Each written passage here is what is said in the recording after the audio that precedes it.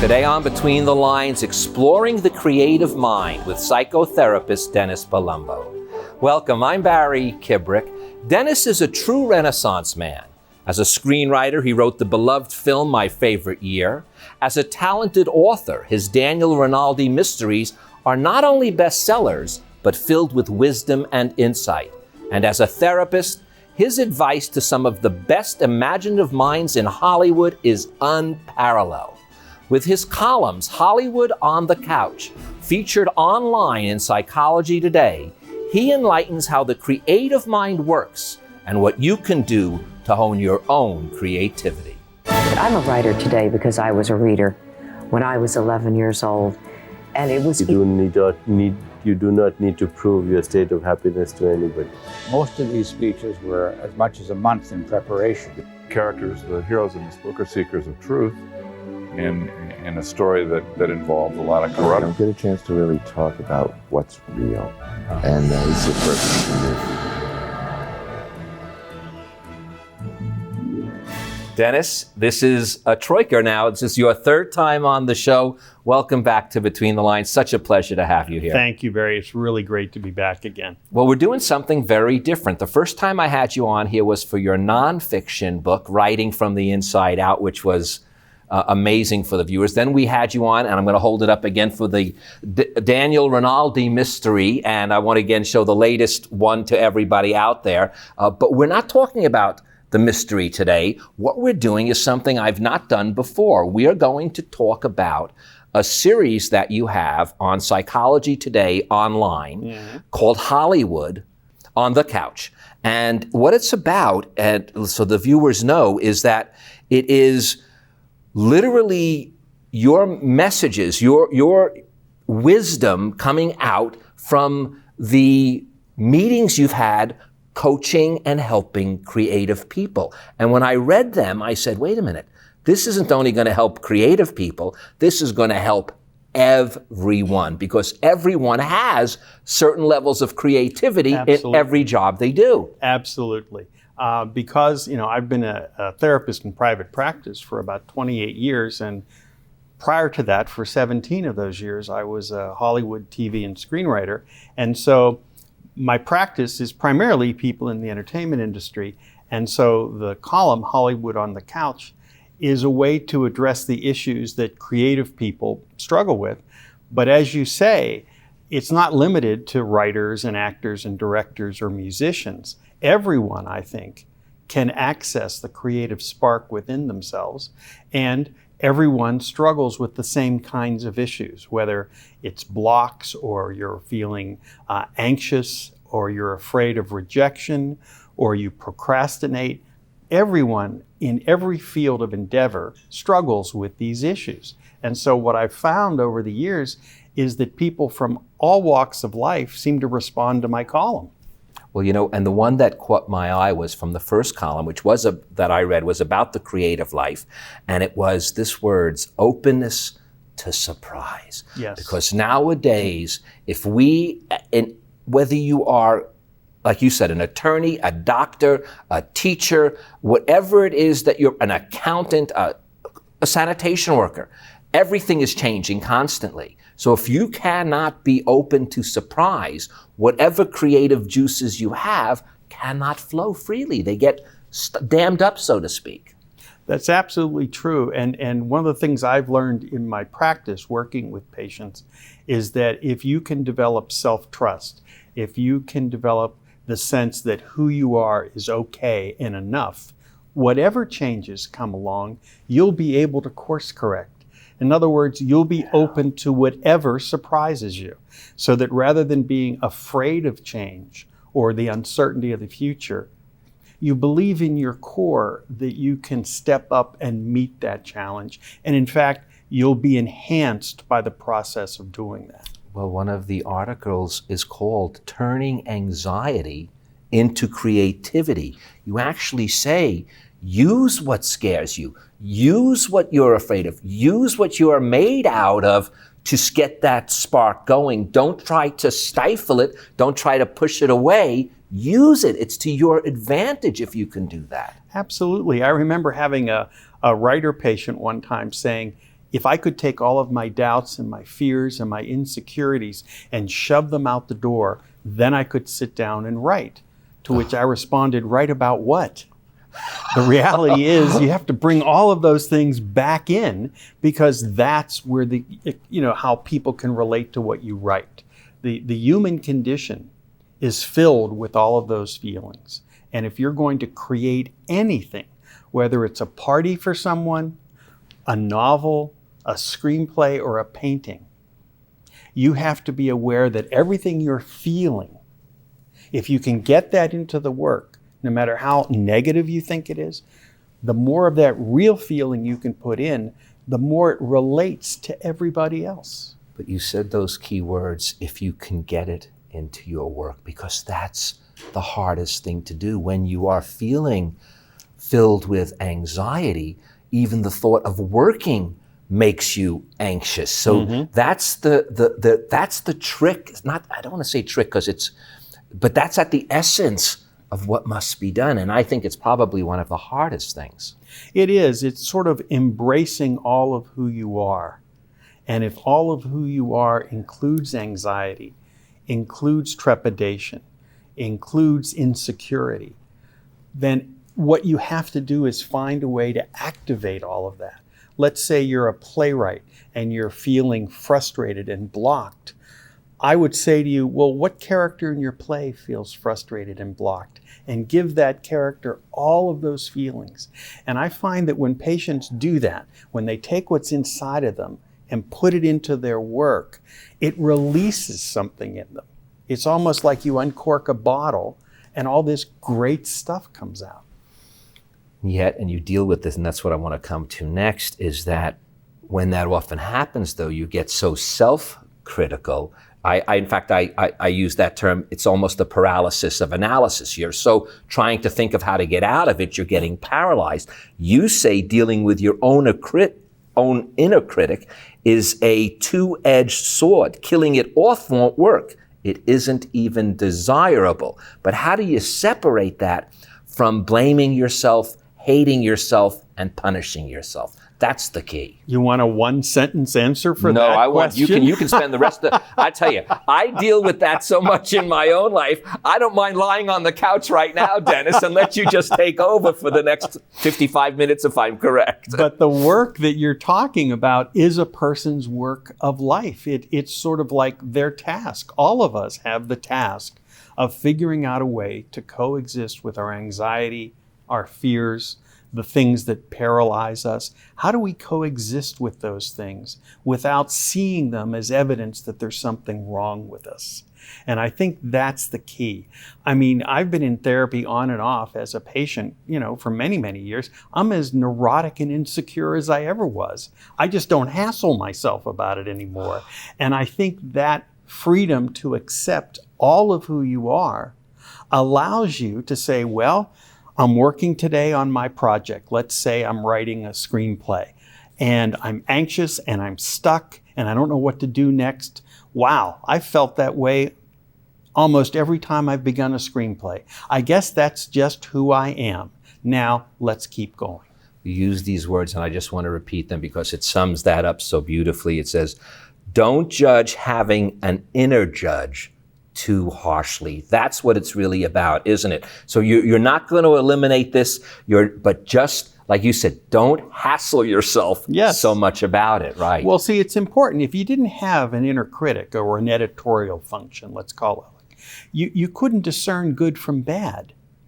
And so the key is to sort of make friends with it. I always look at it as your inner critic is probably your dancing partner for life, but you should, at least lead.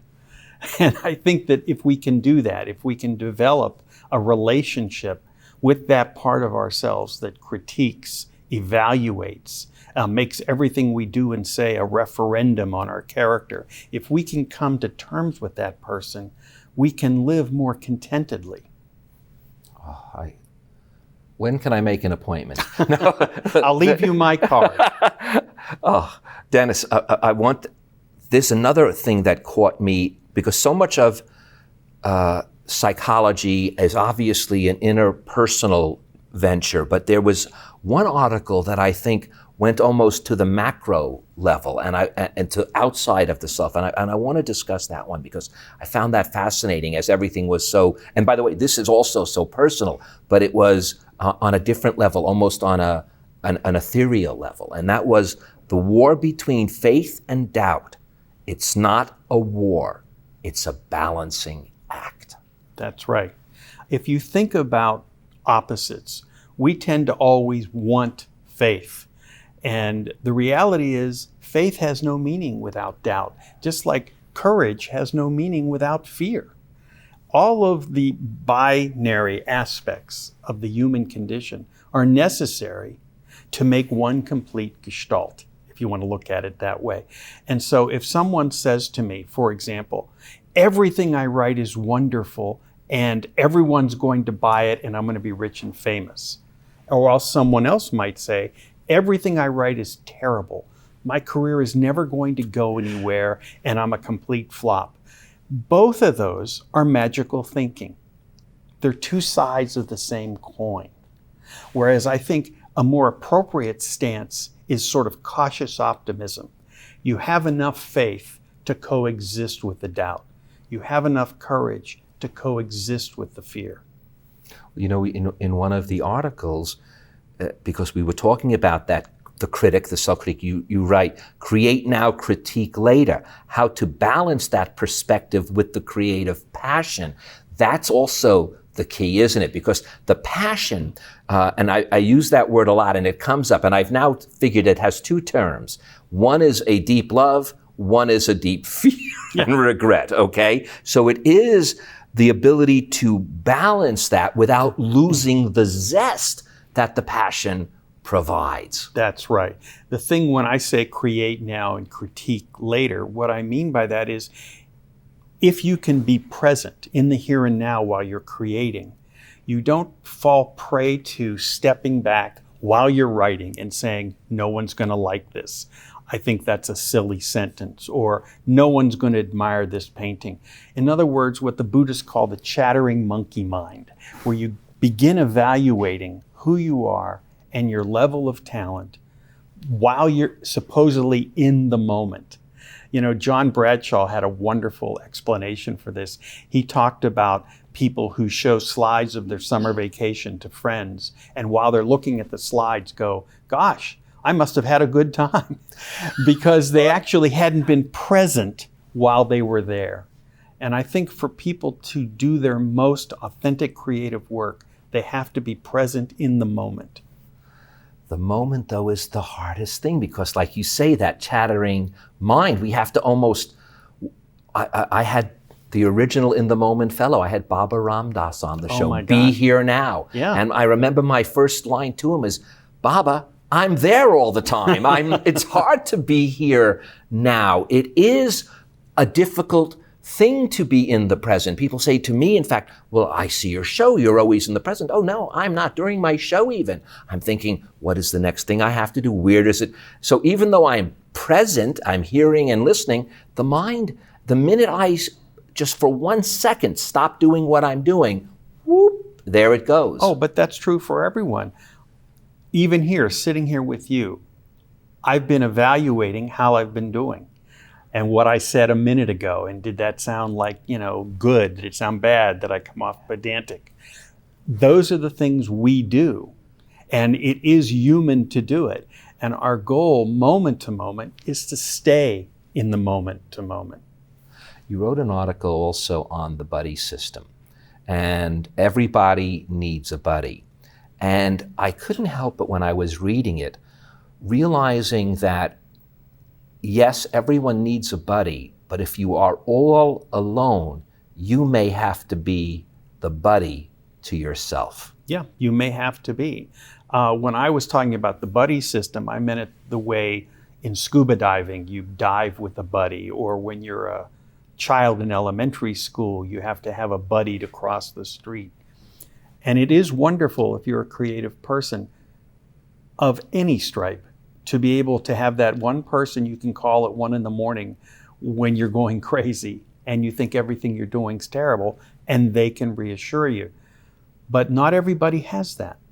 And so what they have to do in those cases is develop a relationship with themselves, or as I might say, a relationship with your creative talent that is embracing and supportive rather than adversarial.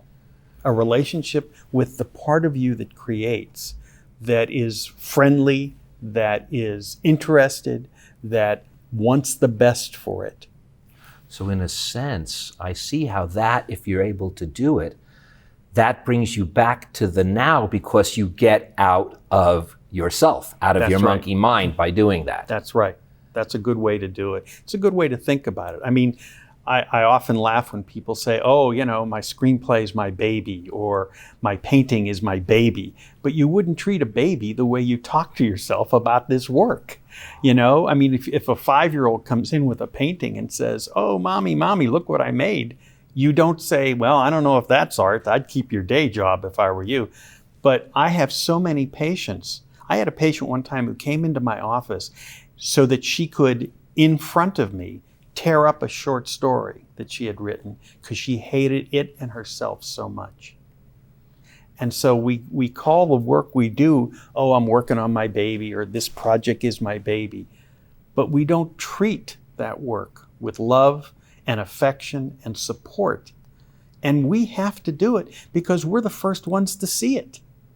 We're the first ones to nurture it before it goes out into the world.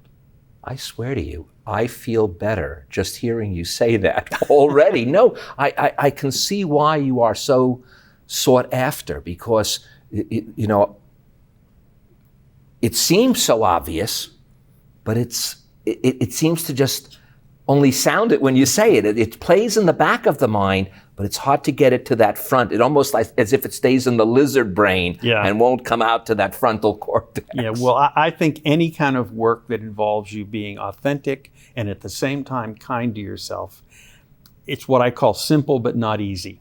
You have to be conscious to do it. You have to struggle against patterns of behavior, habitual ways of thinking, old messages you received when you were young. It's important to look at all of those factors in terms of what self-concept you walk around with. If you don't think you're enough, then you won't feel like you're enough. As the writer John Gardner once said, if you think what you do isn't important, you're right. And so I'm a big fan of getting people to embrace their creativity as a function of who they really are.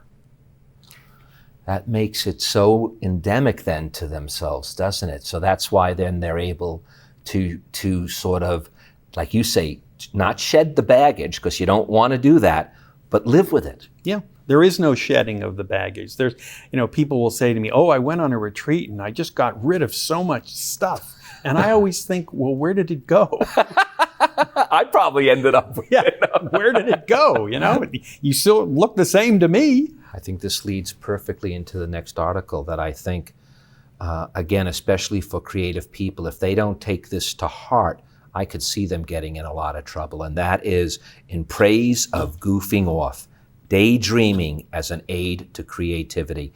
I have had some very close people to me who feel so guilty if they're playing a video game instead of doing something. And I said, you know, you can't stay in that mode all the time. You must give yourself that. And you really hit it home. You say, not only is it an aid to creativity, but it may be the key to creativity. The way you explain it and express it, you really want us to feel comfortable with being in that mode of quote unquote goofing off. Because if you're creative, nothing's really goofing off anyway. Everything is, like you said, you're enough. So that also has to be enough. Sure, everything is grist for the mill.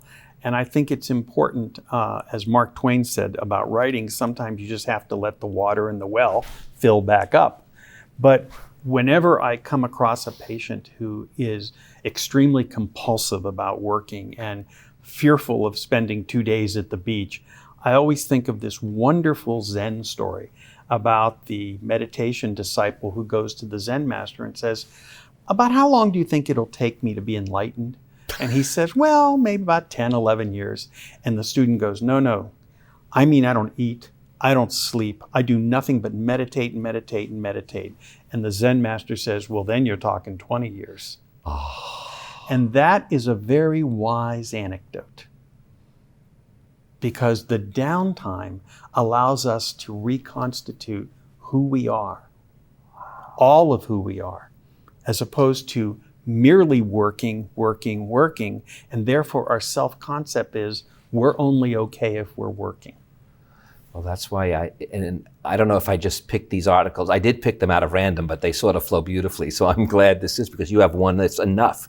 It's titled, Enough, How Not to Overwrite, because this was particularly about writing. But again, I looked at that as good enough as well. Mm-hmm. So it's enough on both levels. Sometimes good enough is really enough. Mm-hmm. And sometimes in the creative format, also less is more. Enough is enough. You don't need to go beyond where you think, because you may then be, in the article, I get the sense that you almost may be doing it out of an insecurity rather than a security.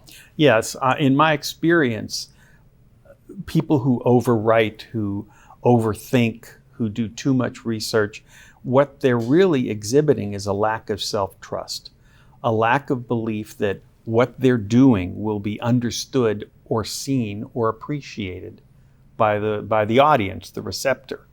On the other hand, often a lot of people put more and more into something because they want to, in their mind, make it bulletproof, i.e. that no one can complain about it. In other words, if you're a hostess of a party and you have a buffet, you want every food item known to man on that buffet because you don't want your Aunt Alice to come in and go, yes, but you noticed there was no fruit.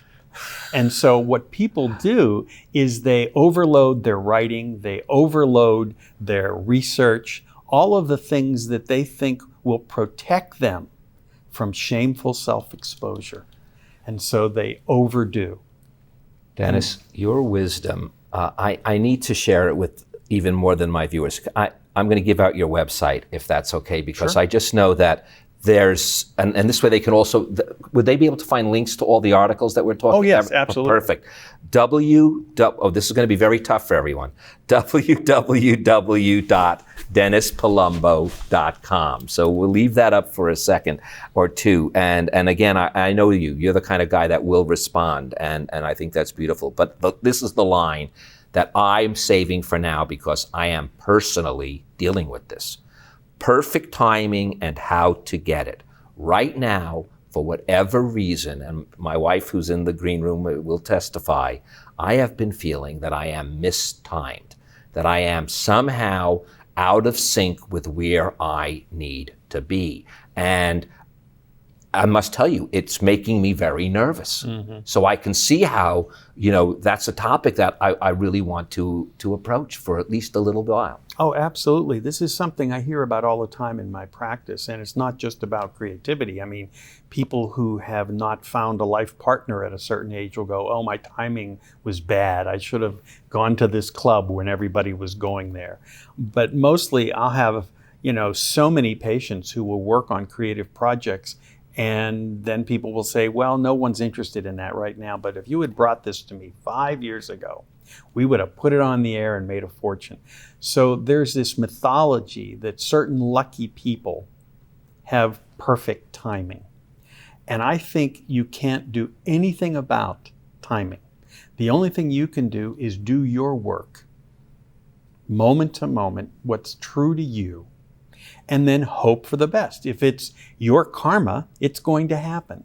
The thing that I do know is that what Ben Hogan said, the famous golfer, someone said to him one time, you're so lucky. He said, that's right, I am lucky, and the harder I work, the luckier I get. And in my experience, in my practice, the patients who do consistent, diligent work, sooner or later, find the audience for that work. It may not be on your timetable, but you do find it. I've always told my wife, the only good doctor is one that when you see them, you leave feeling better. Dennis, I feel better having you on my show. And guess what about timing? our time is up. Oh, So perfect. I'm going to end with these words. Be in the world. Don't panic if you get stuck. Trust yourself. Those are your words. Thank you, Dennis, for helping unstuck us. My pleasure, Barry. Thanks for having me on again. That's my pleasure. And thank you guys for joining us. Now, before Dr. Palumbo leaves, I'd like to leave you with these few more words from his column, Hollywood on the Couch. Almost every aspect of our emotional life has both an affirming and an invalidating component. Our job then is to examine an issue that troubles us and learn what is both positive and negative about it in terms of our work and our life. I'm Barry Kibrick. Between the positive and negative aspects of our emotional life, look closely, for there you'll find your own creative juices. Thank you so much, Dennis. My pleasure.